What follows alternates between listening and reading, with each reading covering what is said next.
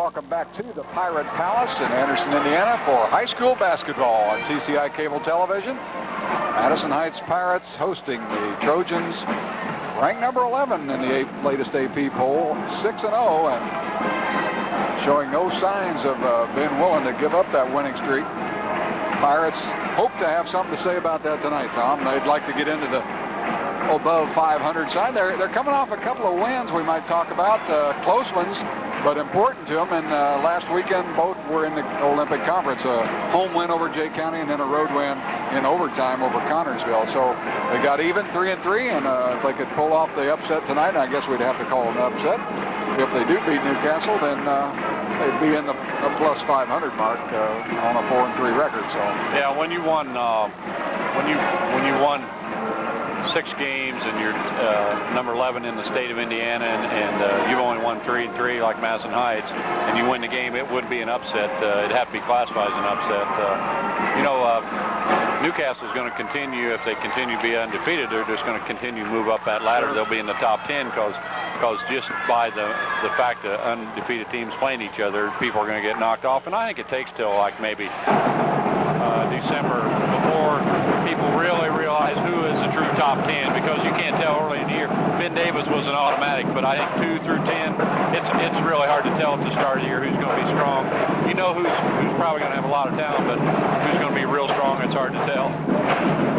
Yeah, well, there's that young Dallas, a little unsure about this drum action out here. Well, he doesn't like loud noises. You can see that's bothering him a little bit, but that's all part of the ball game. By the way, the Trojans were ranked number 9 in the coaches poll, so a little bit higher accord there than even in the sports writers and sportscasters poll. So, well, we'll know if they're number 9 or number 11, depending on the outcome of this game. And Madison Heights should come in with a great attitude. They're the underdog, not expected to win. But this got the making of one of the better games we've had so far. I think so. By the way, the Pirates' Chuck Fulp, I kind of checked on his career stats, Tom. He needs 11 points to hit the 500-point mark for his 3-year career here at Madison Heights. He's averaging right around 17 a game, 16 a game actually. So chances are he'll probably jump over that 500 mark before the night's over. I would think so, and they need him to get over it because they need a good game out of him tonight. Madison Heights does, to be able to succeed in this ball game. I think Newcastle has to have a good game out of some of their key players to succeed, and I've been looking forward to this one, Bill. I don't know what to really think about it. Yep. What strengths are going to overcome what strengths, and what weaknesses may cause problems, but we'll certainly find out here as soon as we get our starting lineups, which we're about ready to go with right now. All right, Phil Nykirk handling the PA duties tonight, the baseball coach here at Madison Heights High School. Will take care of the introductions. We'll have the Trojans coming out first. Brady Armstrong continues to do a good job and get the start. A 6'2 junior, averaging 5.5 a game. Good shot of Brady. And of course, Scott Miller is the 5'11 senior leader out in the backcourt anyway, a 13.2 points per game average. Here's Kyle Huckabee, the main man, if you will, for the Trojans, a 6'4 senior averaging 19 a game and 8 rebounds. Chad Tabor is his running mate up front, a 6'4 senior averaging 11.3. And rounding out their starters, Rodney Berry, a 6'5 junior averaging just under 9 points. Well, I wanted to ask Chad if he'd been working on that slam dunk. He got 2 against Highland and traveled both times, or at least he was called for it. But, of course, the Trojans are coached by Sam Alford in his 20th year as the head man of the Newcastle program. Don't think Chad will be doing too many of them tonight unless they get a real sizable lead. When you're head 30, those are easy to try, and if you screw up, no one says too much. But in a close ball game, you better make sure you get those down. House lights, as you can tell, are down. The Pirate guards are Damon Turner and Willie Mathis. Here's Jimmy Pratt. Had a good ball game against Connorsville. I think a career best 19 points for him. And Chuck Fulp, a Pirates' leading scorer at 16 a game, a 3-year veteran. And getting the start in the middle tonight, Ramon Harrison, he of the Madison Heights Pirates football team that had an excellent fall on both the offensive and defensive side. And when we get our house lights back up, which we have now, and you get a chance to see Ramon, you'll see what I mean, because Tommy's listed at 6 foot 225, and I think he's a pretty solid 225. Yeah, that must have been after he'd fasted for about a week. I think he's a little heavier than that, Bill. Okay, let's take a look once again at that Newcastle starting lineup. For the Trojans, it will be Huckabee, Tabor, and Berry up front. At the guards are Armstrong and Miller. A fine lineup, 6-0 coming in. While the Pirates will counter with Fulp, Pratt, and Harrison, along with Turner and Mathis. Turner is a pretty solid three-point shooter, Tom. He comes in with a 61% three-point shooting percentage, which is pretty remarkable in that he's taken a substantial number of three-point opportunities, too. So we are ready to go. We invite you to sit back, relax, and enjoy TCI Cable High School basketball as Chuck Fulp and Chad Tabor will get it on. Our referees are Brian Oswald, Steve Land. The ball's in the air, out of bounds off Madison Heights ball, I think. Newcastle. Yep. It will be Pirate basketball. And we'll set the lineups as they handle the potato here to get this thing going. This is Willie Mathis for the Pirates. His 3rd year of varsity action as well for Madison Heights. Comes down to Fulp. This is Chuck with a quick jumper, and he scores. Chuck Fulp gets Madison Heights first blood, and the Pirates show pressure in the backcourt. Berry is the outlet for Newcastle.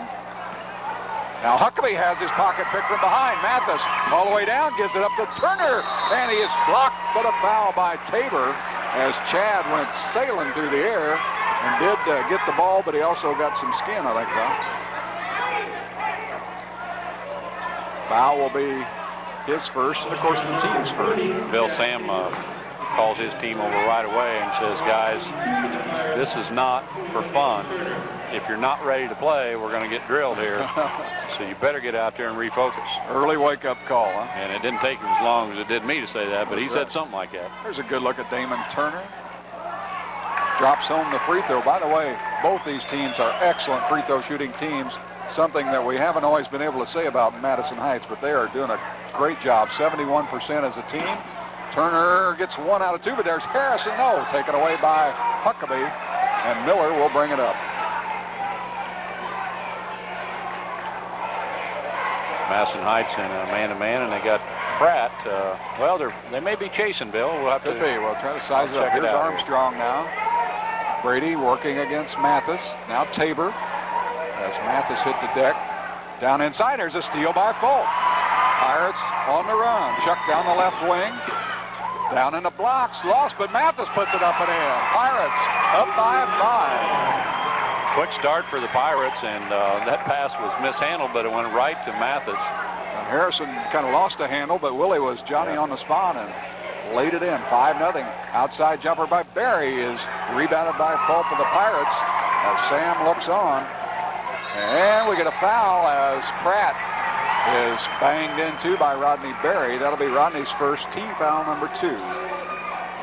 Just 1 minute and 20 seconds into tonight's ball game. Again, glad you're with us for high school basketball at its best. Newcastle and Madison Heights, always a good matchup. And Newcastle straight man-to-man right now. We'll check that Madison Heights defense again, because I thought I had it recognized, but then they had a disguise or something out there. All right, here is Pratt. Nice shot fake. Goes up with a jumper. Can't get it. Rebounded inside. Huckabee. No. Harrison. They're going to call a jump ball as Harrison and Huckabee were tied up. The possession arrow will give the ball to Newcastle. Pretty quick jump call there. Yep. And that's not all bad with the kind of contact we anticipate in a game like that. Pirates now kind of a diamond-and-one press. Newcastle handles very easily. Huckabee all the way through, and Fulp blocks it, rejects it out of bounds. And they give it to Madison Heights, Bill. Looked like Chuck knocked it out, but maybe it went off the green-jerseyed Huckabee. Yeah, he's not complaining much. Yeah. Still 5-0 as Madison Heights will try to extend their early advantage. Turner and now Mathis. Here, oh, taken away. A bad pass by Mathis. Huckabee right there. Kyle will go all the way through, puts it up and in. Nice play, coast to coast by Kyle Huckabee, and Newcastle is on the board. Yeah, he not only telegraphed that pass, then it was lazy too, and right. Huckabee just able to step in, a good anticipator anyhow. Here's Mathis as he is able to get the ball to Fulp, and he buries the jumper. Chuck Fulp has 4. The lead is 5 once again. It's 7-2. Okay, let's check this Madison Heights defense here. All right. Tabor in the front court now. Pretty much straight zone, it looks like here. It looks zone, but now it looks man-to-man. Could be matching up a little bit. Let's see. All right, here's Miller. Can get to 3, and Fulp again with the board. Has the pass stolen, though. Miller, it was deflected. Scott goes all the way through, lays it up and in. Scott Miller, a good play. Taking the ball to the hoop, 7-4 Pirates with 5:05 left in this first period. Jimmy Pratt high on the right side for the Pirates. Looks down inside to Mathis. Into traffic, batted away, and out of bounds. Good hands, Bill Pitts. To the Pirates. Saved our producer-director. He was, unbeknownst, about to get hammered with the basketball there. And boy, Sam's drilling on his kids. He said, get alive, wake up. You know, they're just kind of in a daze, and maybe they think this game, doesn't mean a whole lot because it's not conference. And well, they had a slow start against Highland last week, and then really turned on the Jets in the second period. Here's Pratt down on the blocks, batted out of bounds by Huckabee. Good defense. As when Jimmy turned that ball right into him, Kyle says, "Thank you, I will oblige." Well, that's about 4 times he's had his hand on the ball, Bill. Pratt having trouble getting it in, but sends it out high to Turner. Damon penetrates for a 15-footer. That's an air ball to Huckabee. Partially blocked. Yep. Kyle has it batted away. Stolen by the Pirates. Here's Turner. Inside, up and good, and a foul. Scott Miller on the foul as Turner drops home the hoop. Damon has 3 and a chance at a 3-point play.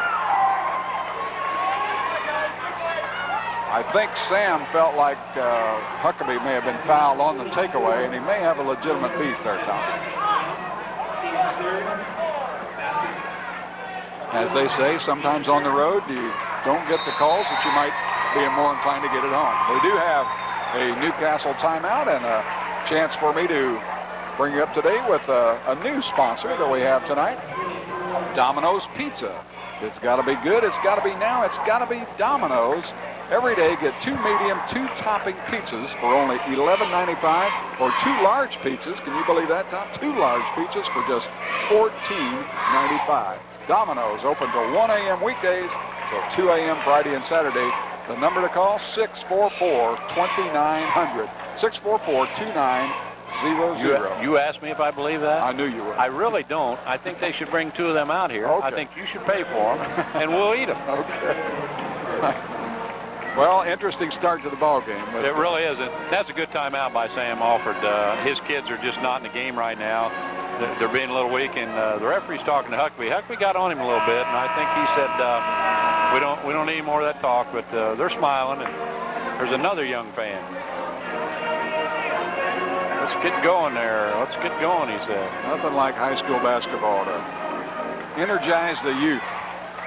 Well, see, and some of us old peoples, too. I see my grandson went down to get some nachos or something. There you go. All right, Turner at the line. Damon, a 50% foul shooter, but is good on this one. He has 2 out of 3 from the line and 4 points on the night. The Pirates with their largest lead now of 10-4. I look for Newcastle maybe change their defense next time, Bill. That's what kind of got them going against Highland. All right, let's see if that happens. Here's Barry way down deep on the right side. Now Scott Miller. In traffic, batted away. The Pirates with another takeaway out in front is Turner. Behind the back to Pratt, he lays it in. Behind the back, and Jimmy Pratt on the payoff. 12-4. Again, Madison Heights with a turnover and another one. Here's Fulp. All the way through, up and good. Chuck Fulp with 6. Madison Heights opening the game on fire. 4 minutes into the contest, they lead the Trojans by 10. Here's Barry. Newcastle has really struggled, and Tom, they're showing some of the same problems that we saw in the Richmond game as they turn the ball over a bunch. I think we get Harrison on the foul away from the ball. Yeah, him and Huckabee are having a real battle down there. Could have called that on either one of them, really. Yep. Doug Holloway a little bit perplexed on the call, but a couple of good officials tonight.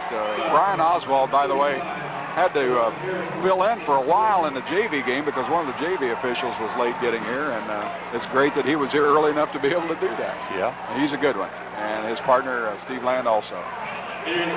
14-4 is the early Pirate advantage.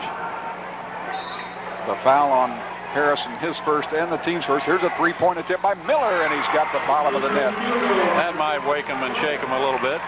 Oh, yeah. Don't want to count these Trojans out just because. I don't think anyone has. Absolutely not. 14-7. Here's Mathis, stolen by Armstrong on a great steal. And now in the ballgame for the Trojans is Jeff Milliken. Milliken with the ball all the way through traffic, and he makes his presence felt immediately with a big basket. Milliken in for Tabor, who's out of there right now. Pratt in the backcourt, 14-9, so the Pirates' 10-point lead trimmed in half. And we get a foul on Jeff Milliken. Number 1 on him, number 3 now on the team. With 3:11 remaining. There's a good look at Jeff Milliken, a fine 6'1 senior, 175-pounder. Nathan Nunn in the game. Sets Ramon Harrison down for a rest. All right, Nunn for the Pirates, wears number 31. Still waiting for him to kind of break out a little bit, though. He has had a slow start this year. Here's Pratt from three-point range.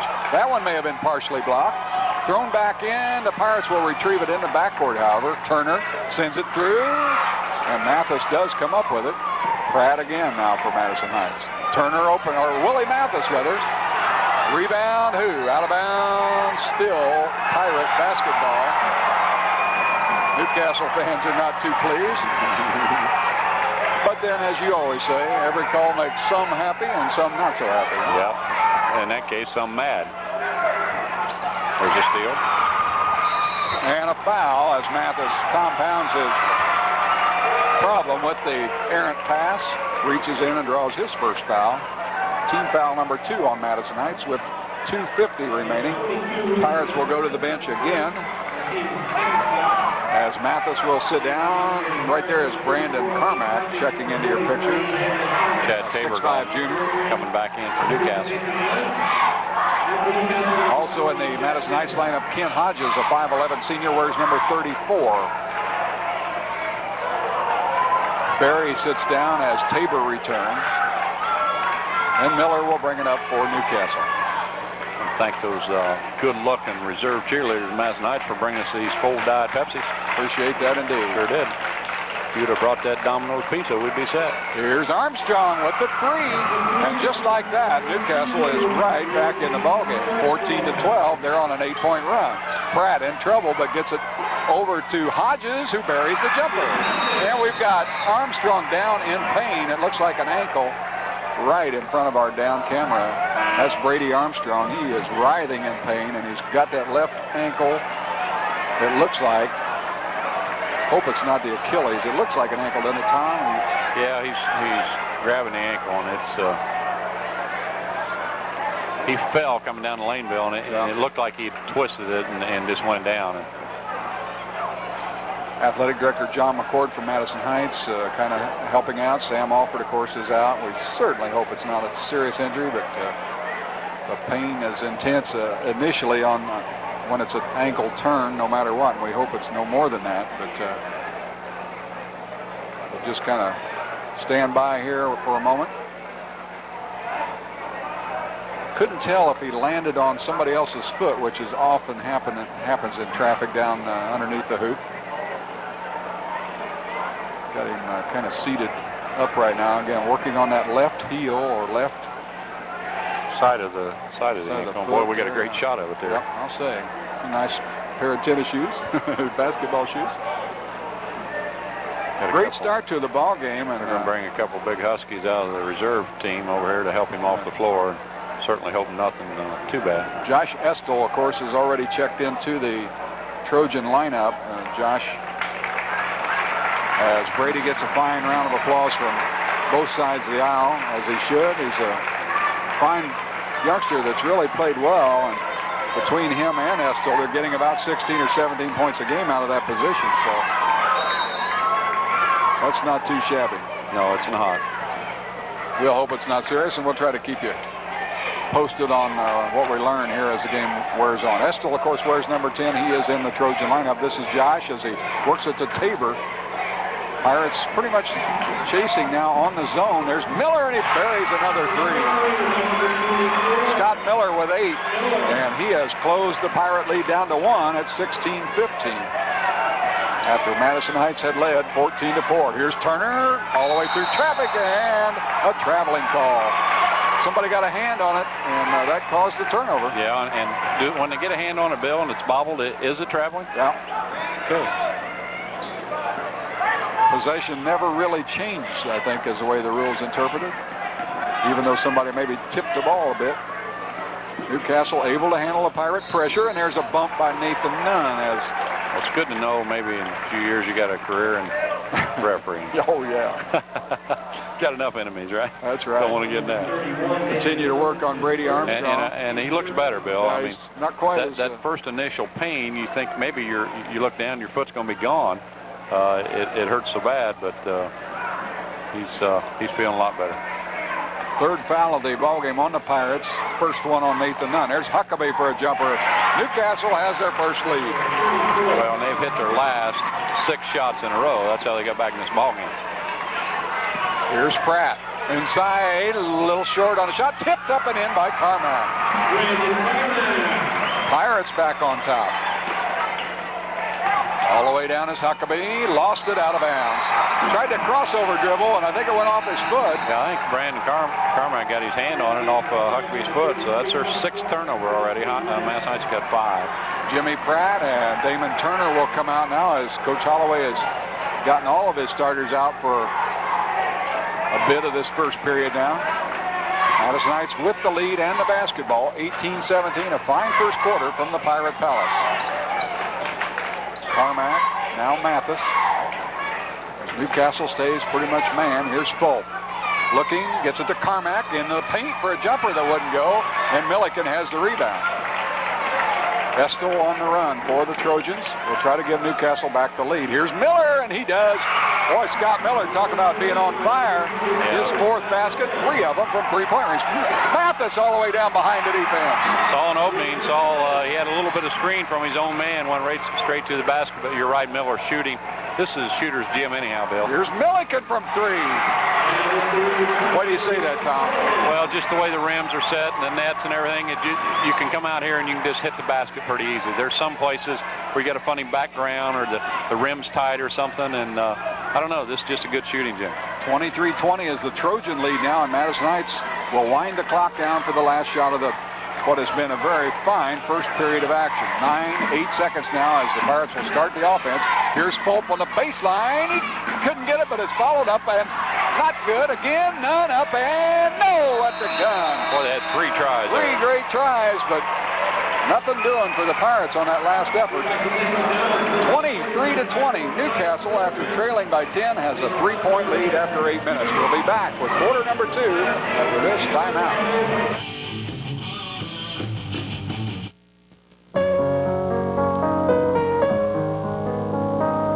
Of all the gifts you can give her, none is as precious as the Lane Cedar chest, because it's the one that holds everything else that's precious. It's a gift that will last a lifetime, and every time she opens it, she'll think of you.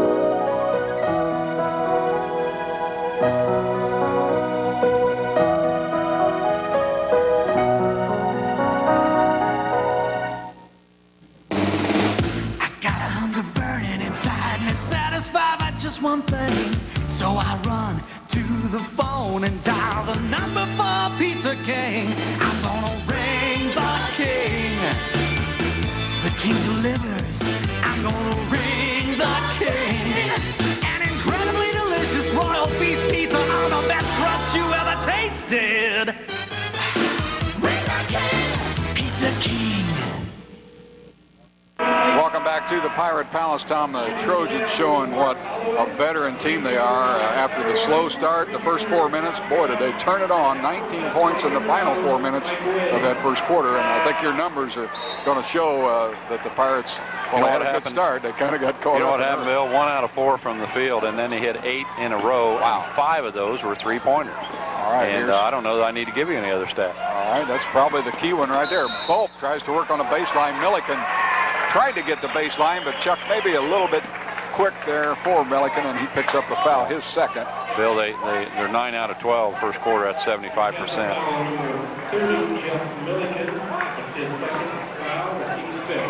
Number 5 on the team, up and Bulk. Off the inbounds play, they got it over the top. He did a spin move, big step and up, and got it to go. All right, he has 8 now. All the way through, Barry lays it up and in. What he does best, I think, is take the ball to the hoop. Rodney with his first 2 of the night. Well, they got Huckabee and Miller sitting on the bench right now, so they got to have scoring from somewhere, and who does it? Barry. Rodney Barry. Here's Hodges from the perimeter. He buries a 3. Well, I'll tell you, that's one of them shots. He takes one dribble, and the coach is saying, no, no. Way to go. Boom. You're going to have to keep that calculator oiled up tonight, it looks like. Here's Barry in the paint. He can't get it. Carmack has the rebound. We're tied at 25. Finally, after 9 in a row, they miss one. Carmack all the way through, lays it up, and got it. Brandon Carmack has his second hoop. Both teams really exploiting whatever the other teams give them defensively. And boy, it isn't going to be long before we'll see Huckabee and friends back in. Huh? Here's a steal by Nunn. Out in front is Hodges, all the way down, lays it up and in. Well, the Pirates are really quick with the hands, and when their steals are made, they've got somebody releasing to the hoop and getting them the ball. John Overton in the ball game had a good relief role in the Highland ball game for Newcastle last week. Where's number 40? We get a Pirate foul on the... Well, Bill, right now the substitution table looks like a soup line. There's guys everywhere over there. Watch. There's 6 guys over there. Crowd, 3 on each side, getting ready to come in, and now they will. 3 scores, no waiting. Let's go. Brian Latham will see his first action. Miller and Huckabee return. Right. And we got Harrison, Turner, and Pratt, I think, back in for Madison Heights. Hodges, Carmack, and Nunn got a pretty good hand over there because they did a nice job while they were in there in a substitute role. In the first minute and a half of the second period, Madison Heights with 9 points has reversed that 3-point deficit and turned it into a 4-point lead.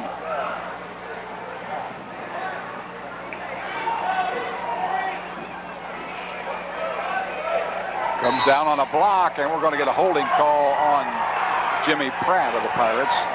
On Jimmy, I believe, number 1. We'll double check officially. I tell you what, foul. Huckabee's got to be number 1 in the state in initiating contact and then getting the call. He's just so good at that. He's had so much experience, Tom. I think he knows just about where the limitations are. I think maybe Joe Nadeline's been over there working with him. The Pirate assistant. There's a block. And a foul. And a foul that's not called, out of bounds. Sam is way out on the floor wondering why that one wasn't called. Pratt did block the shot, but he also crashed into the shooter. Yeah, Miller should be at the free throw line right now shooting 3. There's some smiles all across the stands here, as I think everybody knew that the ref just didn't blow the whistle on that one. Down inside, Huckabee, maybe another one. He got fouled. Back up and good. That's what Kyle does best, stays right with it. Pretty strong kid. He is indeed. 29-27. Pirates lead is 2. Mathis all the way through and a charge, I think. Let's see. Yes. Yep. Willie out of flying through the lane there, and the Trojans had the position. You're right. He was out of control, Bill. He got up in the air with nothing to do, and you can do that maybe and get away with it on the pass, but when you're flying forward, someone that on a team that's well coached going to step in and take the charge. And that's exactly what happened. Newcastle with a chance to tie, or with their 3-pointer, which they've used very much to their advantage, could take the lead as they trail it by 2, 29-27 with 5:50 left. Here's Miller, penetrates to the foul line. Huckabee with the putback. Tabor may be called over the back as the Pirates had the inside position. Chad will pick up his second foul. Each team now with 6 team fouls, so we'll be in the bonus the balance of this first half. Brady Armstrong back in the ballgame, Tom. Good to see. Good to see as Josh Estel will sit down. Maybe tighter wrap on the ankle, you hope? And maybe. You know, a lot of times you can walk those off. Yep. Well, there's a lot of grabbing and shoving going on under there. All right, Turner covered up by Miller. Finally gets it to Willie Mathis now as the Pirates. Both teams have shot well, and the Pirates have been able to take advantage of some lapses. And Pratt with a good move to the hoop. Little delay move, double pump, and gets it up off the glass. So Huckabee got a little behind him. He saw the opening, went straight to the glass. Jimmy Pratt with his second hoop. Pirates back up by 4, 31-27. Here's Miller. Nice dish to Tabor, who goes through, lays it up and in. First basket by Chad Tabor again. Pirates margin is reduced to a pair. 31-29, 5 minutes left in this first half. Pratt all the way through in traffic. A blocking call, and they will count to hoop. And I don't think that was too bad a call, Bill. Yeah, Miller may have been just a tad on the move. And I think Pratt did a good job of pulling his body back and not a lot of contact. If he'd have bowled way on over him, I think they'd have called the charge. But he had semi-control of his body, we'll say. Foul on Miller is his first. Team foul number 7, but the basket counted. Actually, now they're showing 2 on Miller. I think I had lost one off my sheet there, so. Berry returns, Tabor sits down, and I think maybe Miller may come out, Tom, with 2 fouls. Let's see. Yeah, he kind of grimaced and then looked at the scorer's bench, and that usually means, I got a foul. And some coaches have an automatic rule. You get 2 fouls in the first half, you're going to sit down for a while. 3-point play for Jimmy Pratt. He has 7. The Pirates push their lead back up to 5 at 34-29. Their largest was 10 early in the ball game, and Newcastle led by as many as 5 in the late going of that first period. So a big swing. Here's Armstrong. Can't get the 3 to go. Rebounded down underneath by Huckabee, and he got it. Kyle Huckabee, sawing wood underneath the hoop. Has 8. 34-31. I have a shootout at the OK Corral right at the moment. I'm glad that calculator's solar powered. I don't think batteries would hold up. May not tonight. Hodges, now Pratt.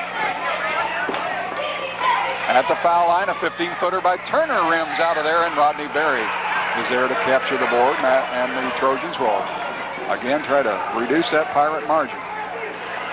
Outside, the Pirates got a piece of it, and saved back in. Here's Fulp at the other end, and he thinks better of the shot. No, he goes ahead and pounds it up there anyway. Hodges foul, no call. Brady Armstrong controlling the basketball now. Well, Bill, who's this tempo favor? Right now, Madison Heights. Turnover, the Pirates have it. I think slightly, but again, the veteran team that Newcastle puts on the floor. Well, I think take nothing for granted. Right. I think the key for Madison Heights is up tempo, but under control, and take it when you got it, and when not, run your offense. And yeah, I thought maybe Fulp might have wanted to pull up and reload the offense rather than take that shot, but he's been hot. Here's Fulp, goes inside, scoops it up and in. Nice move. Chucky Fulp with 10, and now he's just needing 1 more point to make that 500 mark for a career. As the ball's thrown out of bounds, misreading the cut, I believe, and I think we're going to see Brandon Miller, the freshman, check in. And Armstrong will sit down. Showing no ill effects of the ankle.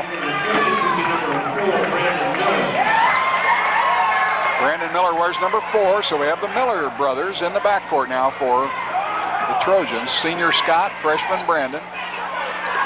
Pirates have the 5-point advantage, 36-31. Here's Pratt inside off the glass. Pratt with a good second period. He has 9, 7 of them coming in this second frame. Here is the outside J by Overton. And John has it loose on the floor, and we're going to get a foul on the Pirates. Well, Bill, I think a couple years ago, or 5 years ago, anytime there's a loose ball, you could dive and do anything you want, and they wouldn't call anything. Seen a lot more of that call now, aren't we? Now, when you dive for the ball, if you create contact or take a guy's legs out, the rule is you foul. I mean, you are fouling, and they call that much more anymore. So the coach likes to see that hustle, but you just can't recklessly dive for a ball and take a guy's legs out, or you're going to get a foul, and that's what happened that time to Pratt. It's his second, and he sets down. Yep. Gets a fine hand from the Pirate supporters, as he does. Jimmy, as we said, with a good second period. Also back in the Trojan lineup, Rodney Berry, as Brian Latham sits down. Overton with the missed free throw. It's his first miss of the season, by the way. It was That's their first free throw tonight, too. Yeah. Trojans knock them down 77% from the line, so unusual to see them miss. Well, they're 76.8 now. Madison Heights on top by 7 as the clock ticks down around the 2:40 mark of this second period. Fulp works on Overton. Nice move, gets a shot away. Rebound as Berry. And again, Bill, maybe not ready to do the offense, just going one-on-one a little bit there, and maybe a few passes would help that. Berry has his pocket picked out of bounds off of Rodney's foot. Yep. A nice double down that time. I think Damon Turner helping out. Nathan Nunn returns to the Pirate lineup wearing number 31. The Pirates have Hodges, Turner, Carmack, Fulp, and Nathan Nunn in there. Brandon Miller all over Turner. And now Kent Hodges. He's buried a shot or two as he looks at two. And he dribbles it right off his foot. Here go the Trojans. Quickly, all the way down, up and good. And Tabor got it to go. Here's a steal by Berry. Quickly to Brandon Miller. Gives it up inside to his brother. A lot of collisions underneath the hoop. And Madison Heights comes up with it, and we get a tech. And I think it's going to go on the Pirate bench, or is it? No, it's going to be on Miller. Player, yeah. That's his third foul, yeah. The tech's count as an individual foul as well as the tech. Apparently barking at the official. Now his brother's trying to kind of settle him down a bit. And Sam says, sit down. Well, Bill, we mentioned this before. They like to jaw out on the floor, and they jaw the officials quite a bit. Yeah.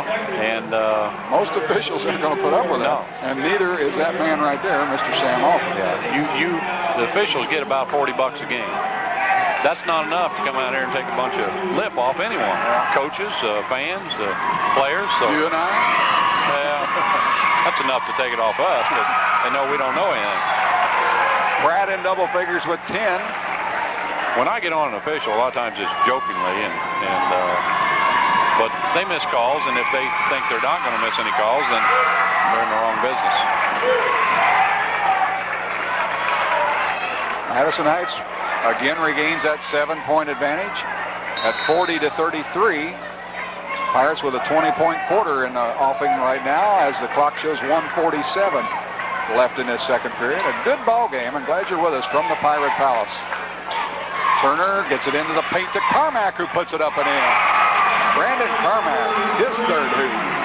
Pirates getting production from about everybody that's been in the game. Yeah, if they can sustain this effort, Madison Heights, Newcastle's in for a long night. 9-point Pirate lead, 42-33. Tabor. High over his head to Huckabee. Down inside, goes up strong and draws the foul. And again, good body control by Huckabee, doing what he does best. And he just leans in there and gets his arms up into the other guy's arms and makes a grimace and a face. And he may get an Emmy on one of these. He's a dandy. Indiana All-Star potential for sure.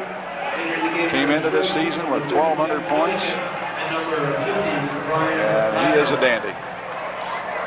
At the line, he's been superb this year, 80.5% from the line. And he drops that one home. Huckabee looking for double figures with a second of 2 here. 10 points for Kyle. The lead is 7 once again, 42-35. Madison Heights jumped in front early in the second period, and they've maintained the advantage after breaking a 25 all tie. Here's Pratt, works the left side, a little short on the shot, as rebounded by Huckabee. Got bumped, but I think his own man bumped into him after being bumped in by a Newcastle player. Tracy Weimer in the ball game for the Trojans, and we're going to get Hodges, I think, on the reach in, and Huckabee will go right back to the foul line.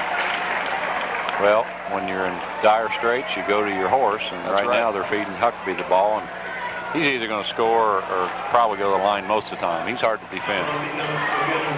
53 seconds left in this second period. Shooting 2 for Newcastle number 34, Kyle Huckabee.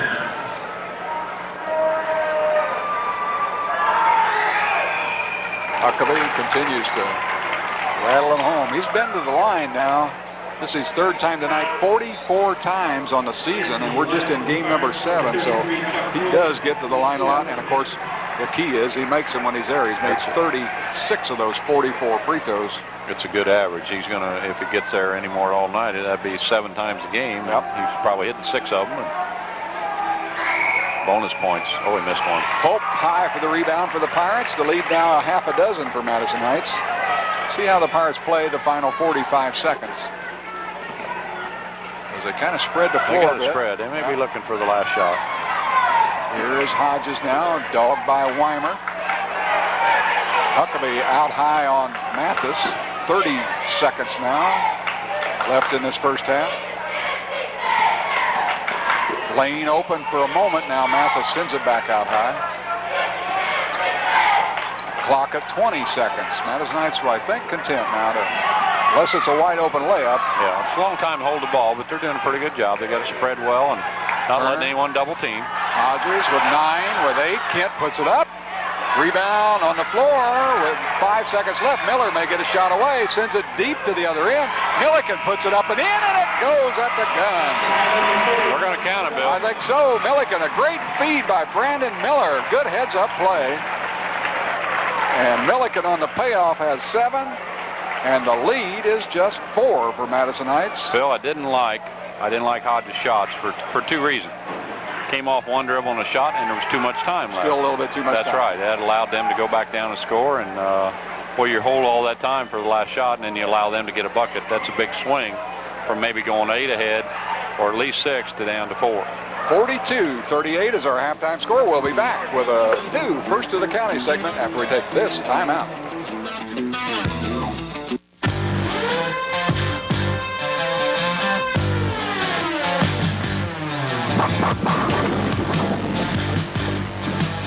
Play around in our game room. Visit our pro shop. Chow down at the snack bar. The latest in AMF automatic scoring and high-performance synthetic lanes.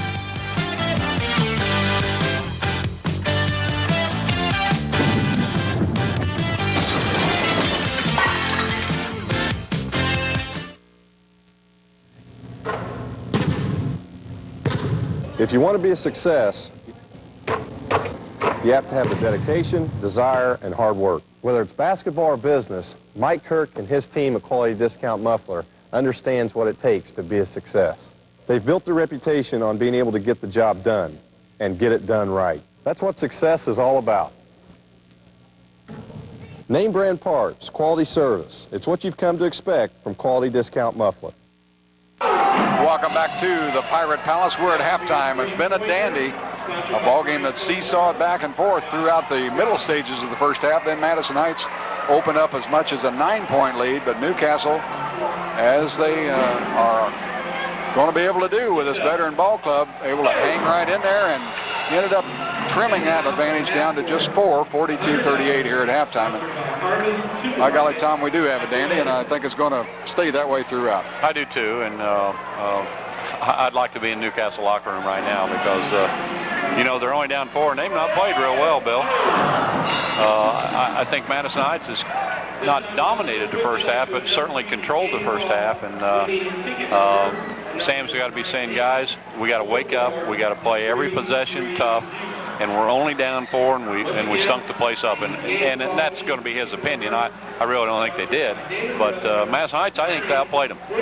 All right. Hey, as we promised you, updated First of the County segment for our viewers in Anderson, as we always do throughout any ball games shown here in Madison County. We bring you a fine feature from the folks of First of America Bank called First of the County.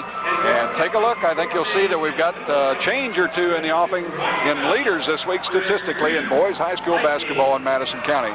So let's go to First of the County.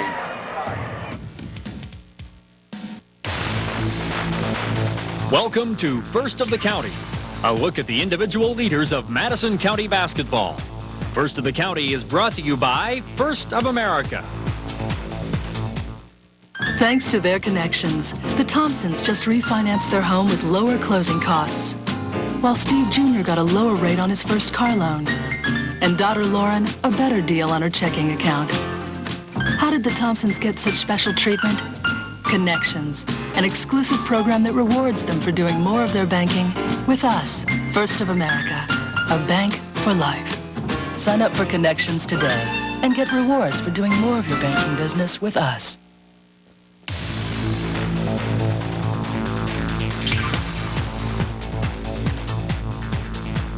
Here are the Madison County leaders for this week based on teams reporting all games through December 10th. Chris Hahn of Alexandria continues to be the top rebounder with an average of 9.4 per game. That's a total of 47 rebounds in the first 5 games for the Tigers' 6'7" junior. A familiar face leads the county in assists this week. Alexandria's Mickey Hosier is averaging 10.4 assists per game. Hosier set a school record with a total of 20 assists in 1 game last week against Madison Grant. First of the county again this week for steals is Mickey Hosier of the Tigers. The 5'10" junior has a total of 23 swipes in 5 games, an average of 4.6 per contest. Our free throw leader changes this week as Chad Cook of Highland shot into first place with a 90% average, hitting on 18 of 20 in the first 4 games for the Scots. Players must average 3 free throws per game to be considered. Shooting from the floor, Pendleton Heights' Juan Quiroga maintains a solid hold on first of the county this week. The 6'2" senior is hitting 75% of his shots in 6 games. He hit 48 of 64 attempts. Players must average at least 5 attempts per game. The scoring leader in Madison County this week is still Chris Hahn of Alexandria. Hahn is averaging just over 23 points per game in the first 5 games of the season. Chad Cook of Highland has closed in, trailing by 3 points per game. Alexandria continues to dominate the individual county leaders this week, but several categories beginning to tighten up. So join us each halftime to find out who is first of the county.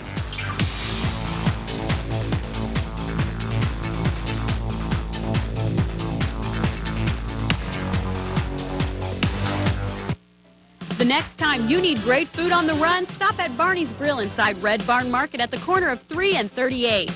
Barney's Grill is open 24 hours a day, and you can even order from the gas pumps at the push of a button. Some of our specialties include Barney's Breakfast Big One, made-to-order deli sandwiches, flame-broiled gourmet burgers with your choice of toppings, and Barney Juniors and Barney Bites. Barney's Grill. Stop in today. This month's special is a half-pound double Barney burger, just $1.99.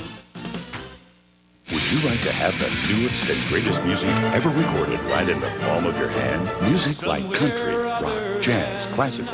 Introducing DMX, a revolutionary new way to listen to music. Inside, DMX has digitally programmed the music from tens of thousands of CDs to play through your home stereo on 30 incredible channels. All you need is this. Want your DMX? Call us today.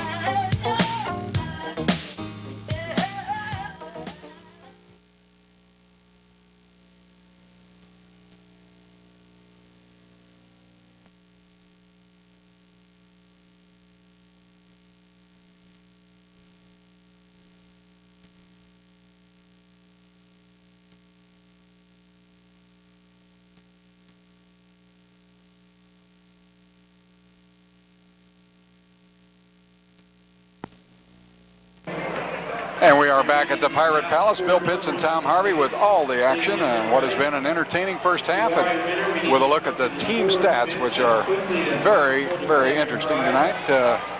Tom Harvey. They're interesting. They may not be official, but they're interesting. Madison Heights leading 42-38 at halftime. As you can see, both teams shooting well from the field. Madison Heights 56%. You see on the right of your screen there. That's on 18 out of 32. Newcastle 58% on 15 out of 26. They had 5 3-pointers in the first quarter. Madison Heights made an adjustment, got the perimeter guarded a little better. They had none in the second quarter, but they started feeding it inside their big guy, Huckabee, and that's why they're shooting 58%. Very hot there in the first quarter. Madison Heights 5 out of 6 from the line. Newcastle 3 out of 5. So free throws not really a factor in the game. Rebounds exactly even. Turnovers fairly even, as Newcastle has 10, which I think that's a little high for them at halftime, but they start the game a little lethargic, and Madison Heights has 8. And they can live with 8, I think, at halftime with their up-tempo game. All right, let's take a look at the individual leaders. We have 4 in double figures on the night so far for the Newcastle Trojans. They're led by Kyle Huckabee with 11, Scott Miller with 11. Of course, remember, Scott with 3 fouls now, the 2 personals and the technical. So he will have to be very, very cautious in this second half. Rounding out the Trojan scoring here in the first half, Milliken with 7, 4 from Tabor, 3 from Armstrong, and 2 from Rodney Berry. For Madison Heights, Jimmy Pratt with a good second period. He got 9 of his 11 in that second quarter. Leads Madison Heights. Fulp with 10, 7 from Hodges, 6 from Carmack, 4 apiece from Mathis and Turner. And we are ready to go here in just a moment with our second half. Newcastle will attack the west basket of the Pirate Palace, coming right toward our down camera. This second half, Madison Heights will attack the east basket. The Pirates have a couple of players with 2 fouls. That would be Mathis and Pratt. Nobody with 3. As we said, Newcastle, Miller with 3, Tabor and Milliken with 2 apiece. Tonight's game may be seen on TCI Cable Television Channel 3 tonight beginning at 2:30 p.m. Newcastle fans may also see the replay of tonight's game on TCI Cable Channel. We understand Alexandria's Express continues to roll on as they have defeated Highland decisively tonight. Alexandria improves to 5-2. Highland drops to 1-4 on the season. I believe that final 64-36 unofficially, but we believe to be accurate. All right, here it's 42-38. Madison Heights enjoys a 4-point lead. Newcastle will have the opening possession of this second half. And right now the Trojans go with 4 of their starters. Scott Miller not in the ball game, and we have a jump ball as Pratt ties up Huckabee, and Madison Heights will get the takeaway. Huckabee did a nice job flashing the ball, reversed, went right back to it, and I really just think Barry got him the ball a little late. So Milliken gets the start here in the second half as Miller sits with the 3 fouls. Fulp into the lane for a jumper, and he got it. Chuck Fulp over 500 points now, 501 by my count for a career, and we'll not say any more about that because he's got a lot of basketball to play this year, but it's always a nice milestone. We'll probably mention when he breaks 6, which will probably be in 6 or 7 games. All right, 44-38, Pirates by a half dozen. Newcastle trying to run the offense as Milliken looks for help. Armstrong as Pratt really trying to front Huckabee. Here's Berry with a turnaround. He got it. Rodney Berry. Newcastle has kind of a purposeful look in their eye this second half, don't they? Yeah, they're going to pay a little more attention to detail, I think. I think so too. Here's Turner for Madison Heights. See if Madison Heights can maintain the intensity that got them this lead. Here's Fulp, works one-on-one, goes up, has a block by Tabor, recovered by Huckabee. Good play. Here's a near takeaway, but the advantage to Newcastle. And the ball is tipped. Here goes the Pirates. Mathis all the way down and lays it up and missed it, but Fulp tips it in. Fulp with 14. Doug Holloway with some defensive instruction. A lot of bumping going on out there, and they just got Milliken on the retrieve or the answering push. Well, that was the 4th time that they exchanged bumps, and they just happened to catch Newcastle first because that's 3 on Milliken, I believe. Yes, that's a turnover, Bill, and that's kind of a silly one. Yeah, it's one of those where they were just kind of jostling each other coming down the floor, and the last guy to be, or the first guy to be noticed was the last guy to do it. Fulp just came out of the game. He must have caught an elbow or something because he's holding his stomach, Bill, and bent over down there. We'll keep an eye on him. I'm sure it's not bad enough that he'll have to stay out, but they need him in there as he's kind of on a roll tonight, I think. All right, Josh Estill comes in for Milliken as Pratt can't get the turnaround to go. Brandon Carmack can't wrestle it away from Huckabee. And Estill will control. 46-40, Madison Heights by a half dozen. 6 minutes remaining in the third period. Pirates trying to play front of the post. Here is Armstrong. Good position by Jimmy Pratt. Had Huckabee on his hip. As the ball's batted away but retrieved in the left corner. Turner lets fly. Can't get it. Rebounded by Berry. Again, maybe a little bit quick on the shot, although Turner does have an unusual stroke, but he has had unusually good success with it from three-point range throughout this season. Here's Huckabee, leans in, batted out of bounds off of Newcastle's Brady Armstrong. Didn't get the foul call that time, and when you're leaning in, drawing contact like that, if you don't get the call, you're not going to be real successful in a lot of those shots, as he got bumped pretty good. Mathis. But it's worked for him for so long, he has to keep doing it. That's right. That's his trademark. Here's Turner and now Willie Mathis. Pratt works in traffic, has a block by Tabor out of his hand. Harrison saves it, however, and Madison Heights will control. Pratt looking for Mathis. Now works one-on-one against Tabor. Goop, and bad. Harrison didn't get there to get that screen set up, and Ramon picks up the foul. Two things went wrong with that. Your offensive guy's got to rub the guy off of you close, and if he doesn't, you can't stick your hip out there and try to initiate contact. And that was right in front of God and everybody, and the referee 2 feet away. And I think everybody in here knew what was going to be called there. Coach Alford sends Jeff Milliken right back into the lineup as Armstrong checks out. Jeff, on the dribble with the basketball, does have the 3 personals. Huckabee goes inside to Estel, batted loose, but Josh recovers, puts it up and in, and a foul. And Ike Carmack will be whistled from over the back. I don't know how he got it off. I don't know how he got it above it in front of the glass, and I don't know how it went in, and I don't know why he was fouled. You don't know a lot, do you? My trademark. A 3-point play attempt for Josh Estel, a 75% free throw shooter. And he can cut the Pirate lead down to 3 as Carmack picks up personal number 2. And Harrison will sit down as Nathan Nunn re-enters the Pirate lineup. We got something on the floor. Well, we got ice all over the floor. And we'll do a little housekeeping down at the opposite end. Hope that was an accident, because someone threw that out there. That's kind of silly, isn't it? Yeah, it is. I don't know how you can be that far out on the floor and be an accident. We'll just wait and see. I didn't see any of the players drinking a Coke down there. No, I didn't either. So, again, maybe stranger things have happened. I guess we'll hope for the best that we don't see it anymore tonight in any case. Got to still do a little more housekeeping. I think they're going to kind of broom the end of the floor where the ice hit. Newcastle cheerleaders trying to do a little work in the lull here. It gives me an opportunity to remind our viewers of Cheers, the other athlete. America's #1 cheerleading magazine is coming your way soon. For more information, call 649-8907 and find out all the stories from inside the squad. 649-8907 and find out more about Cheers, the other athlete, America's #1 cheerleading magazine. Estel completes a 3-point play. There's 2 guys you saw on your screen, John McCord and Rich Dickerson. They're both administrators in the school system here. Newcastle with the pressure. The Pirates break it. Inside, Mathis missed an easy one, and Huckabee, no, it's not. It's Tabor, and we get a Pirate foul.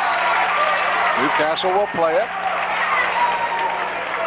Boy, Willie Mathis has had some tough luck on some what would otherwise be bunnies in there, Tom. Well, it was a broken play again, a bad pass. It got tipped and tipped right to him. He had a wide open layup and just couldn't get it to go down. And then you turn around with the foul, 13 foul on Madison Heights. They still hold a 3-point lead, but you kind of get the feeling things are changing here a little bit. And that's Mathis's 3rd foul. Here's Huckabee, but Milliken's pass a little bit late as the cut was made, and Madison Heights able to take it away.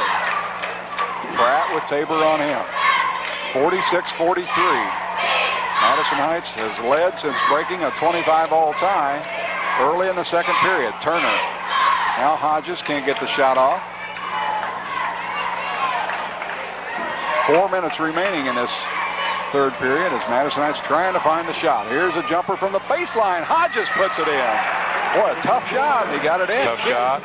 They got a little impatient again. Their offense wasn't working, and Fulp's going to go back in. He's still holding his stomach, Bill. I don't know whether he got hit or he's just sick.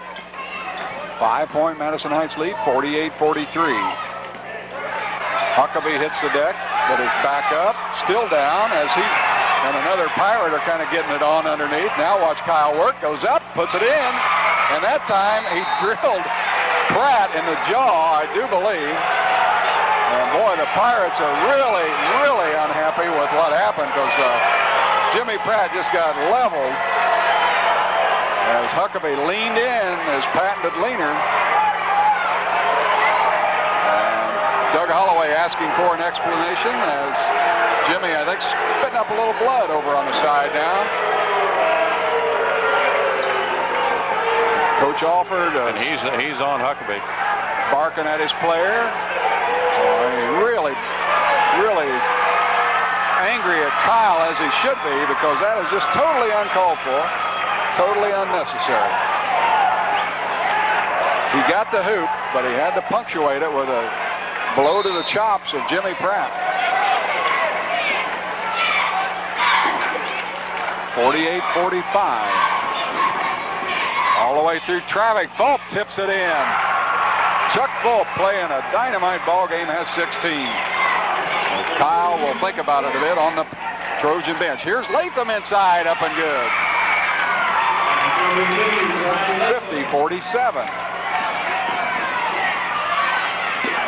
Tending to Pratt on the sideline. Here's Fulp in traffic, up and good. His 4th basket here in the 3rd quarter, his 18th point. A lot of action. Keeping that calculator warm, aren't you? Pen's out of ink. 52-47. Here's Tabor. He goes in and will not get the roll, but will shoot a couple of free throws. As Fulp will draw the foul. Strange calls on both ends of the floor. Tabor, an 81% free throw shooter. Actually 80, I should say. 16 of 20 coming into tonight. He has 4 in the game. That is the first foul, by the way, on Chuck Fulp of the Pirates.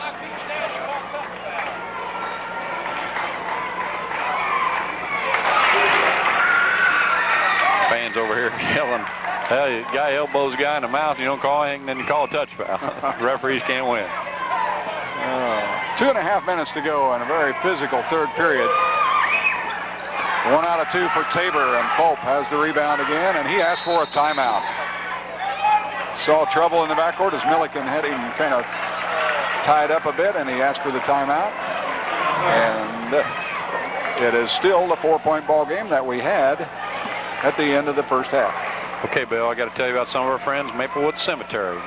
Memories are what link yesterday to today. For over 92 years, Maplewood Cemetery has helped the families of Madison County keep in touch with their most cherished memories. Maplewood Cemetery is at 200 College Drive in Anderson, right over there by Anderson University. Well, very physical ball game, Tom, and I hope that both coaches and both officials are equal to the task as we show you our next ball games. For Anderson viewers, it'll be Saturday night, the 17th. Another look at Joe Buck's very good Pendleton Heights Arabian team as they have a conference ball game with the Rushville Lions. For our Richmond and Newcastle viewers, we'll see Brent Tender's Shenandoah Raiders at Newcastle. That game, of course, scheduled for Tuesday, the 20th. We'll show it in Richmond and Newcastle on Wednesday, the 21st of December at 7 p.m. As I was saying, we hope that the officials and the coaches have everybody settled down and under control. Well, stop and think, Bill, after an elbow like that, and they didn't call anything, then they call a touch foul, the fans were saying. That's how you got to get control of the game. You got to call them a little closer then, and hopefully no one gets hurt. Pirates break the press, and Pratt buries the jumper. Certainly didn't hurt him. I mean, he got a bloody lip, but didn't back off, went in, made a nice shot there. 13 for Pratt, the lead again, a half a dozen. Sperry can't get it into the post, and now we'll circle it back out to Milliken. Ball nearly lost, but Estel works the baseline hard, gives it to Tabor inside, who puts it in. Chad Tabor has 7. Nice move by Estel on the baseline, and good dish to Tabor. Turner sends it deep, batted out of bounds by Tabor. Doug Holloway saying, settle down a little bit. Don't give up your dribble. Just make him stop you and then look for a pass. And when he stops, guys, someone's got to come to the ball. 54-50. 1:45 to go, 3rd quarter. As Coach Holloway shows the crossed arms, is that kind of a delay to see if he maybe can yank him out of the zone? Let's take a look. No, it's Turner shoots the 3. That's what it is. I'd watch for that call again. That's right.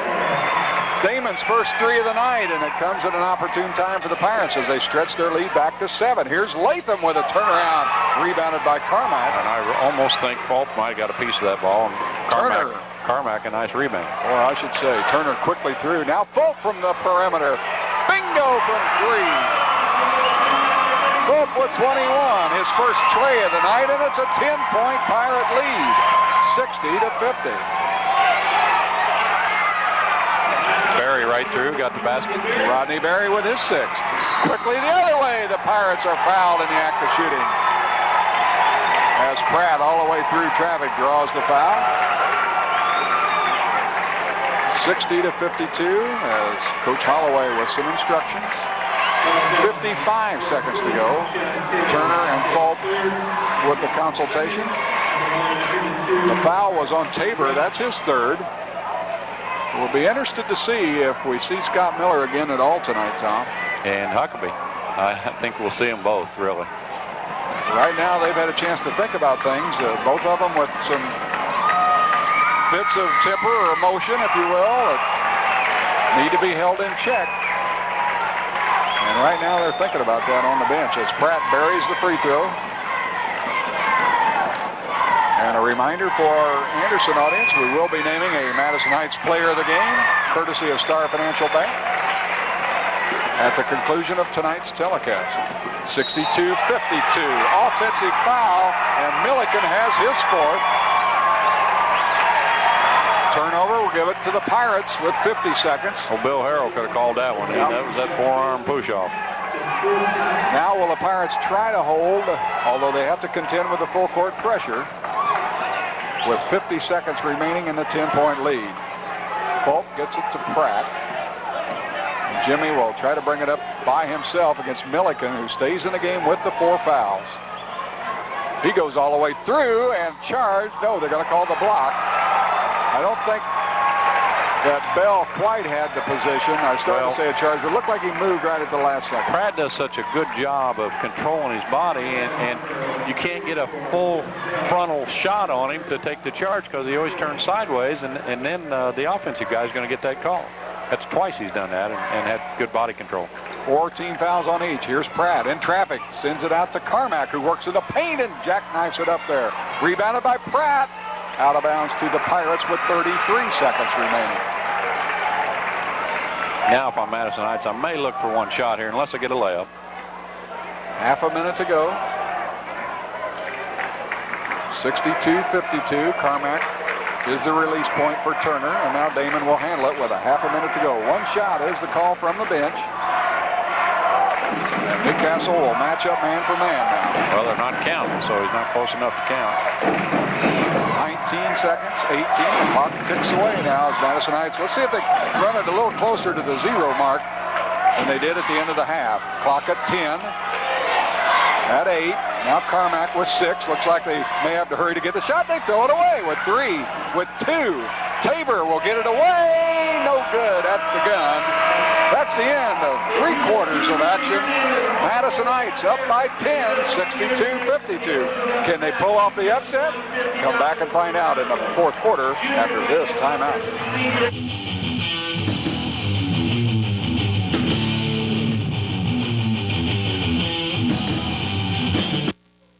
At Goodwin Brothers, we understand that your time is important, and that's why we've dedicated ourselves to servicing your car.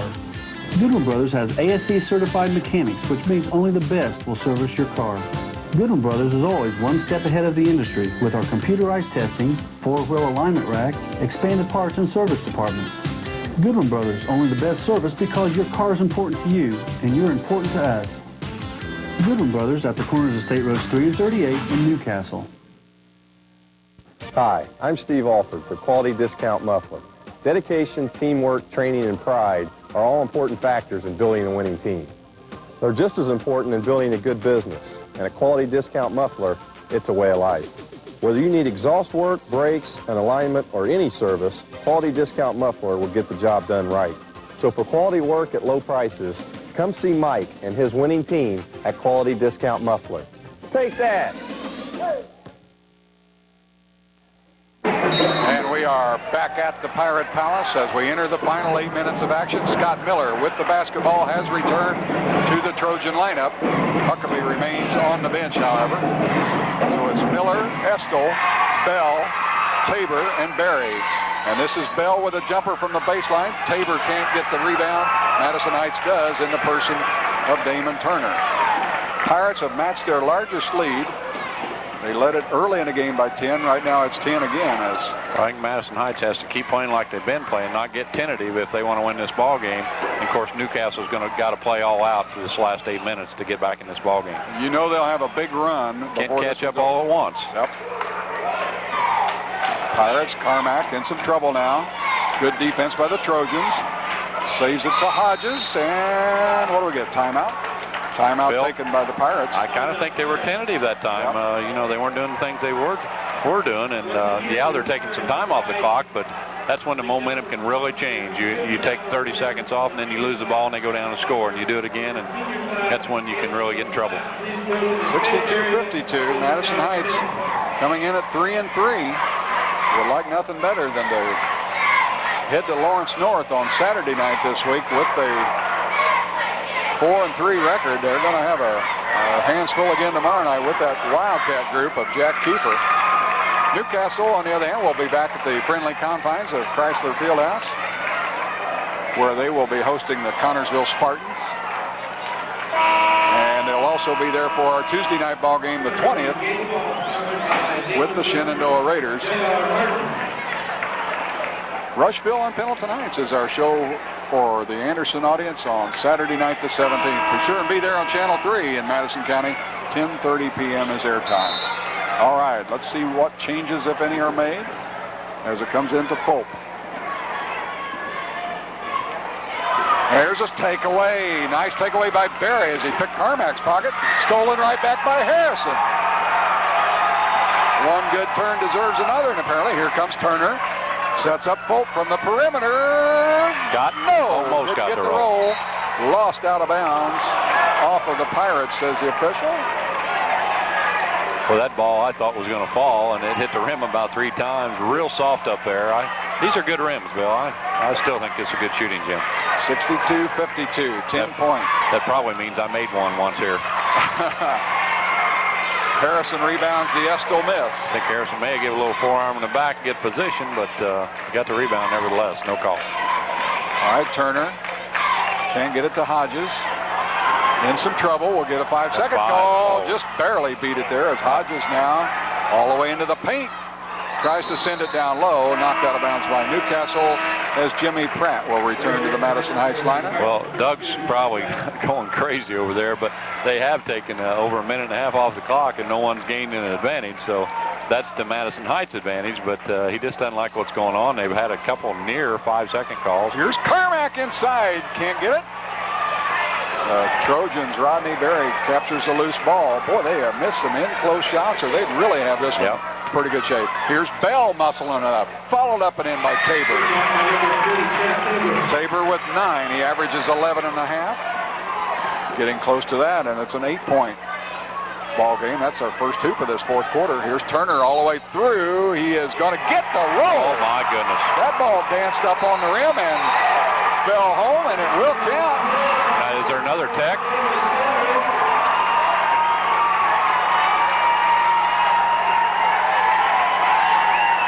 Wait and see what the call is. I think you're right, Tom. It may have been Miller. Let's see.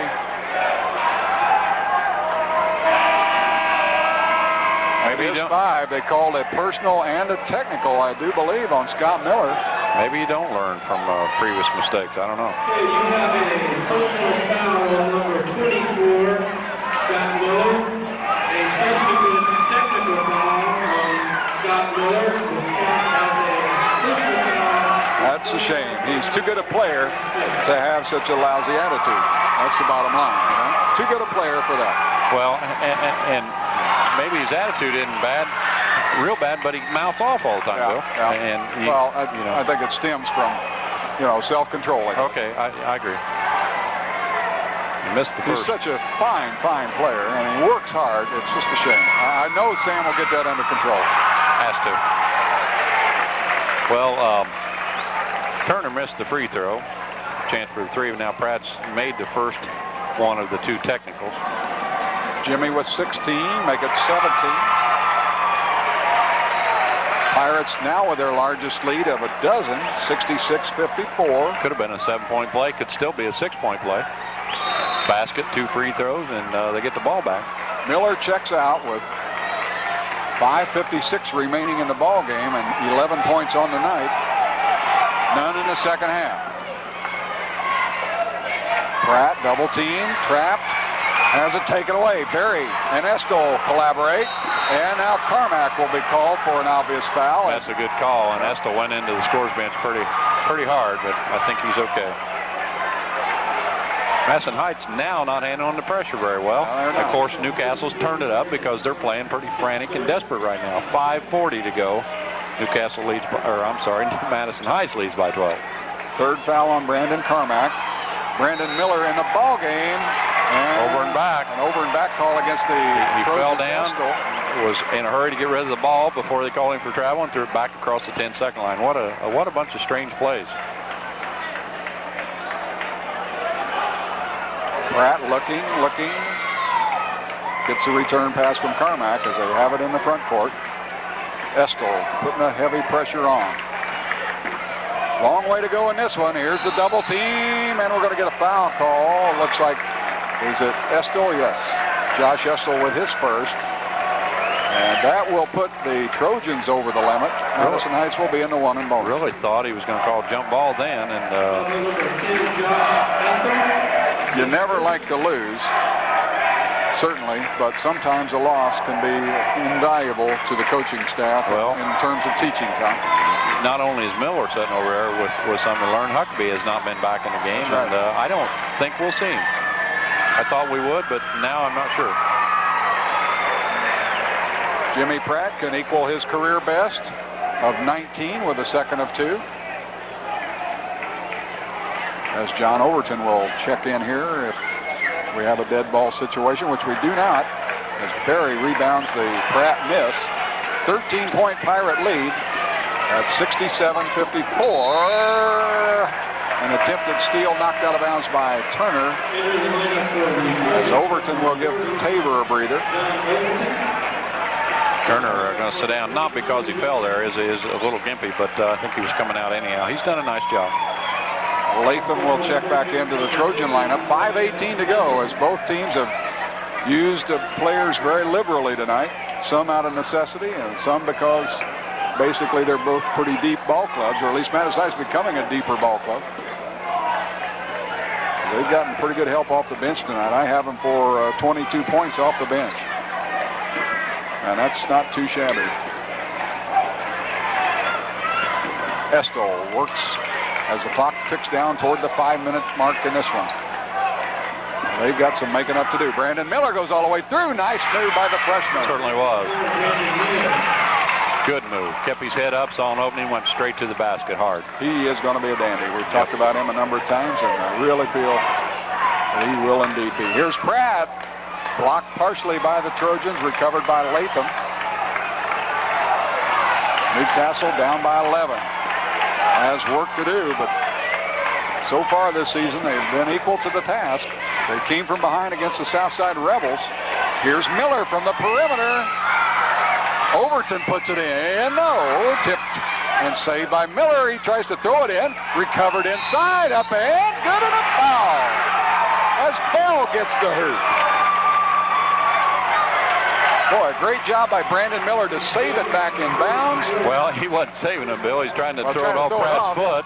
And the ball bounced around, looked like a volleyball match for a minute. And Bell comes up under the basket, leans back in, shoots, and a foul's called. Chance for a three-pointer, 9-point lead now. 16 fouls, so we'll be in the bonus both ways, the balance of this contest with 4:18 to go. And right now at the line will be Bill. Pratt goes out. Pope goes out as Hodges and Turner back in. Bell is perfect in 2 tries from the line this season. Can cut the Madison Heights lead down to 8, and does with a 3-point play. I think he stepped up pretty big. He's the one that was in the situation down there. And then we got a foul. Overton with the personal. On Overton. Hodges will go to the line. I think Madison Heights got a 3-guard offense in there right now just for that, to try to help get the ball up the floor. Not sure they got a legitimate scorer out there right now that can take it to the hole like maybe Pratt or Fulp, but someone's got to step up big time and help them here if they're going to put some more points on the board. Ken Hodges, an 80% free throw shooter on the season, 4 out of 5. I started to say Bell last time down when Pratt got that shot, did a good job of backing off and just making him stretch it, and it came up way short. He made a good play there. Rebound, put up and in by Mathis. Willie Mathis comes up with a big hoop. He has a half a dozen, the lead back to 10 with 4 minutes to go in the contest. 69-59. Open Estel from 3. Rebounded by Carmack. Pirates off to the races, quickly down the other end, all the way up. Ball loose on the floor. Who's going to get it? Jump ball is the call. Arrow favors Madison Heights. Bell plays very physical too, Bill. Ramon Harrison got all he can do to handle him under there, and we know how big and strong Ramon is. Hodges will trigger. My goodness, a lot of shoving down there. Hodges having trouble, just gets it in time as Turner has Estel all around him, and a blocking call on Estel. Well, you're going to get bumped. Nothing's going to be free from here on out. When you go down the lane, you better not be timid, or you're going to get the ball stripped. And we will see Pratt and Fulp and Nathan Nunn all check into the Pirate lineup here with 3:45 remaining. Second foul on Estel.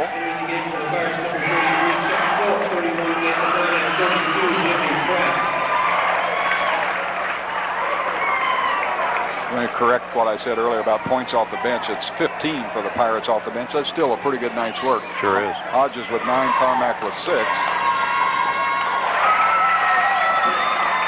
I've liked the way, for Madison Heights, the way Carmack's played tonight, Bill. He's got some big rebounds. He's a pretty good jumper, thin to build, but pretty wiry strong, we'll call him. Turner buries 2 free throws. He has 9. The lead again a dozen now, 71-59. Ball batted away by Nunn. Pratt has it. Gets it to Nathan Nunn, who'll go all the way down. Has it batted out of bounds by the Trojans. Good defensive play by Newcastle. Also a good defensive play on this end when Nunn knocked it away. That's right. About the kind of contest we thought it would be. Certainly did not expect Madison Heights to have a double-digit lead by any stretch of the imagination, but thought it would be a very competitive ball game, as Madison Heights does have some athletes that can make you pay if you're not having one of your better nights, and that's basically what has happened to the Trojans. This is probably going to be Madison Heights' game to win or lose at the free throw line, Bill. And Milliken may have just picked up personal number 5 as you see him headed toward the Trojan bench. And we will see Tracy Weimer back in. Milliken fouls out. He finishes with 7 points on the night. Bill, I don't think Scott Miller's set down yet. He's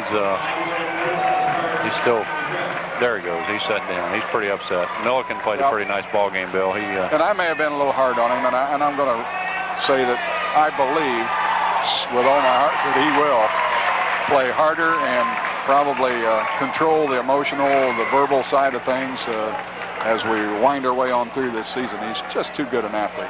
Well, what happens, and we get on kids sometimes or voice our opinions, and we're trying to help them too. Right. But what happens if you're in the semi-state and you get a couple texts and your team loses? I mean, that's forever. Brandon Miller picking up some slack for his brother's absence with a hoop. And you know what? A lot of that is he's such a fierce competitor that he wants to win on every play, not just the game. I agree 100%. Here's Nathan Nunn missing inside. Fulp puts it up. Nunn again has it underneath. And 2 players hit the deck. We're going to have a foul. I think it's going to be Madison Heights ball, I think. Yeah, it is. Brandon Miller a little upset. But it will be out of bounds to the Pirates with 3 minutes left in the contest. 73-61. And now this one is, as Tom said, I think for the Pirates to win or lose. And inside, Overton trying to steal the pass will pick up the foul call. Second on John Overton.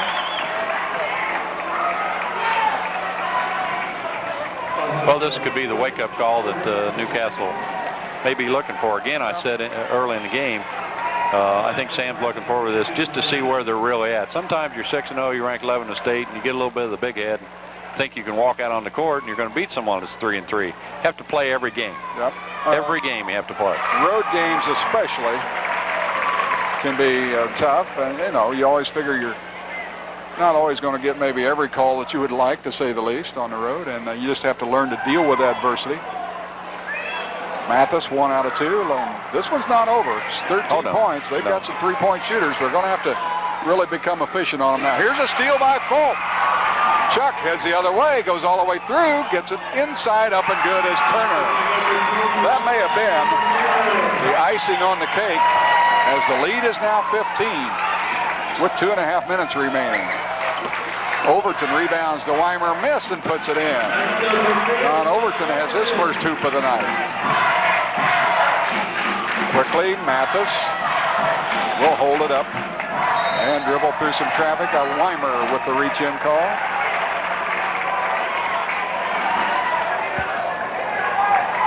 .214 to go, a 13-point Pirate lead. The Pirates average 67.5 points a game. They're already at 76. Newcastle averages 78, and they're just at 63. Their low mark of the year was 62 down at Richmond a couple of weeks back. So they're going to avoid that, but to pull this one out, they've got some big doings to come up with here, Tom. It's going to be a struggle. Yeah, and you were right. They were only down 13, but they came down and turned the ball over again, and that's not going to get it done. And Madison Heights, unlike some Pirate teams of the past, are able to knock the free throws down a lot better this season than we have normally seen them in the past 2 or 3 years. And they've shot a bunch of them tonight. They've shot 22. All right, here's Brandon Miller in the paint for a jumper. That one's going to be a little short, and Fulp heads down the floor in a hurry. He will stop and pop. He never met a shot he didn't like. Good call, Bill. 2-pointer or 3? I think a deuce, huh? That was a punctuation point is what that was. 80-63, who would have thought it? All the way in traffic. Here is Bell inside, gets it back and puts it in. And we get a foul on Brandon Miller, as Madison Heights appears in pretty good shape to improve to 4-3. Newcastle will suffer their first defeat of the season. Madison Heights fans are giving their players a nice standing ovation. Done a nice job tonight. Ramon Harrison will check in. Pirates with a little premature maybe celebration, but as we said, 1:41 to go, 15-point lead, and Pratt at the line. Well, 1:41 and they're up 15. Pratt at the line. If Newcastle wins this game, we've seen a heck of a comeback. That's for sure. Not impossible, but improbable. Pratt, each point Jimmy taps in now is a new career best for him. 22 to be exact at the moment. And the lead is the largest of the ball game, 17 big points for the Pirates. Estel with the shot. Nice shot. And you can only wonder and surmise what the game might have been had Huckabee and Miller been available for 32 minutes of duty, as Brandon Miller will get the personal foul.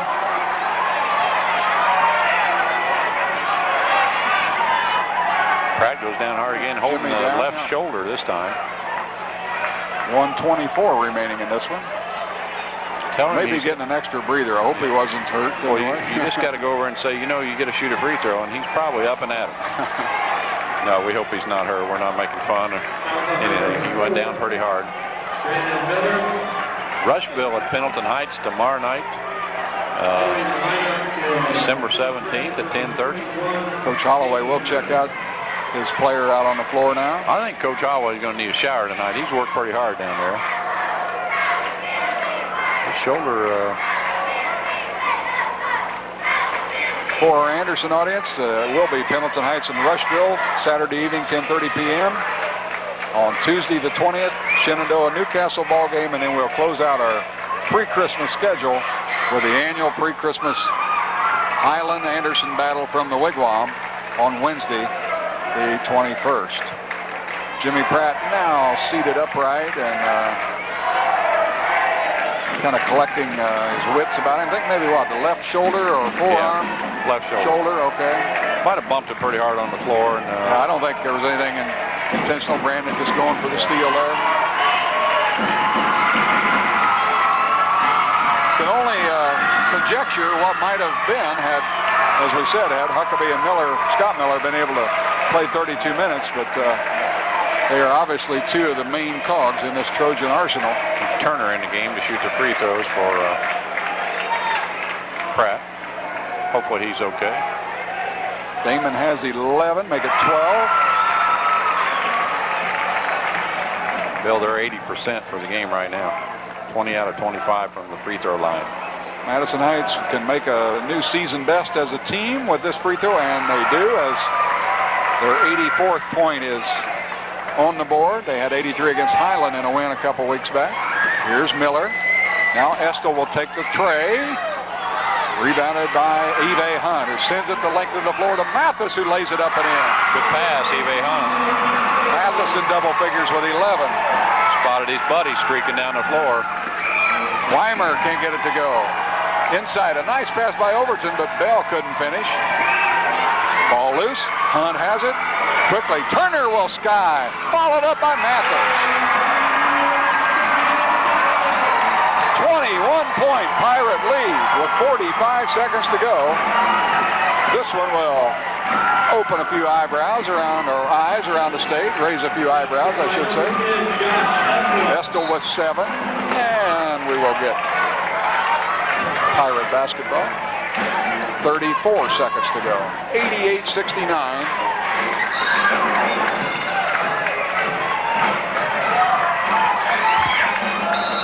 And timeout taken by Madison Heights, I believe. Yes.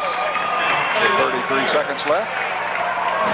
We'll keep it right here through the timeout. 88-69, Madison Heights easily their season best. They have a total of 4 players in double figures, led by 22 of Jimmy Pratt, 21 of Chuck Fulp, 13 apiece from Mathis and Turner, and 9 from Ken Hodges, along with Brandon Carmack, 6. So they have spread the wealth around offensively.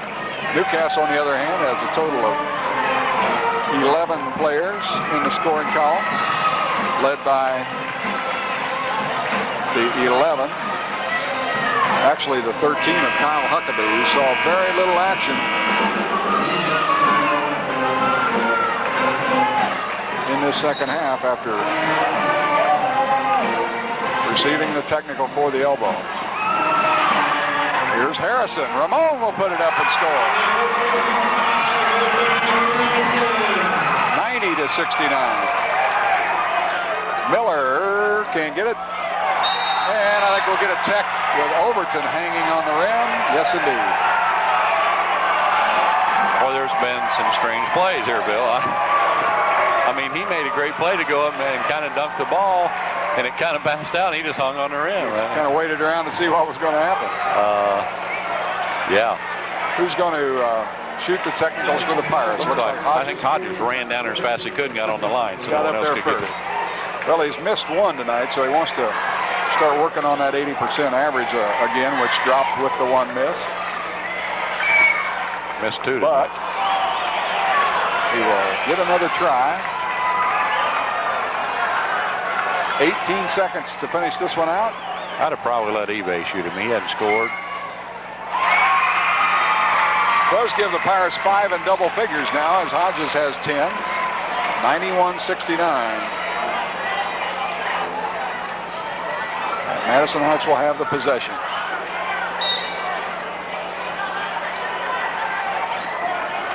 Turner taken away by the Trojans as we're in the final 12 seconds. Here's Weimer all the way through, lost out of bounds.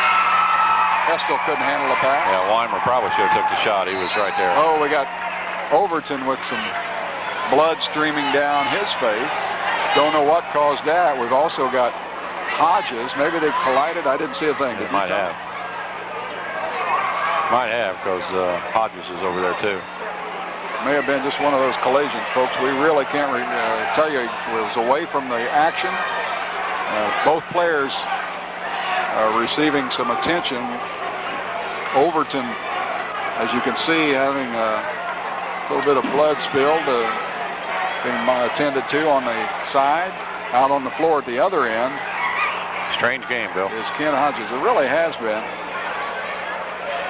And let's just hope that everybody is healthy and gets physical and all other aspects of the game in good shape, because both of them will be back in action just 24 hours from right now. That we would much rather you cheer for your team and back your players. 9 seconds to go in the ball game. As Fire flag, it's a fire flag. you see the attention being given. Yeah, absolutely. It looks like they bumped heads about the same spot. Yeah. As Hodges is bleeding. On the right forehead, right side of the forehead, if you will. And on the left side of the forehead for Overton. Pretty good cut above the eye. Again, we do believe those were accidental. We do have some blood to kind of clean up off the floor now also. It's been, as Thomas said on a couple of occasions, a strange ball game, but take nothing away from the Pirates' effort tonight. And he's got a pretty good gash here, Bill. That'll take some stitches, I think. Take nothing away from a fine Newcastle ball club, which of course we haven't seen Hodges. We don't know. Here's the ball stolen as Estel will have it. Actually, the Pirates will have it as Estel tried to make the steal. Yeah. Final 8 seconds now. Turner is pushed by Estel with 6 seconds to go.